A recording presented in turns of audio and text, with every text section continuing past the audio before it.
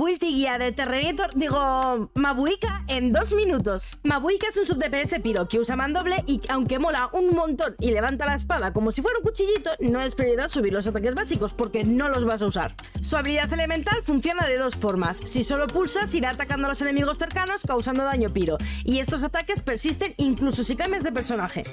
Si mantienes pulsado, conviertes a Mabuika en una motomami y entonces los ataques básicos los harás con la moto y harán daño piro. Cuando se vacíe la barra de noctambulismo se acabará la habilidad. Y cuando usas la moto puedes escalar, caminar por el agua y volar. Terrenator, el coche más poderoso que ha existido, con tracción 4x4 y 2 turbomotores. Ese sí es todoterreno, las calles son fáciles. Mete un lodo, parte la nieve, pasa por el agua. Terrenator es el... Su habilidad definitiva es especial porque no se rellena con energía, sino con espíritu de lucha. El espíritu de lucha se consigue cuando hay una explosión noctámbula o cuando los personajes del equipo hacen ataques normales. Puedes usar la ulti aunque no esté recargada por completo, pero hará mucho más daño si esperas y la recargas entera. Al usar la ulti haces un ataque pironaria y después puedes spamear ataques básicos en modo Terrenator hasta que se acabe la barra de noctambulismo.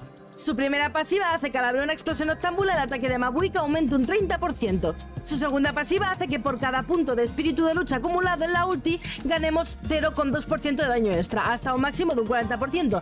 Por eso compensa más usarla cuando la tienes cargada por completo. Las mejores armas de 5 estrellas para Mabuika es los 1000 soles abrasadores, el emblema del mar de juncos, el colmillo del rey de la montaña o la lápida del lobo. Y de 4 estrellas, la médula de la serpiente marina, el fierro floriorlado, la segadora de la lluvia o el terra agitador.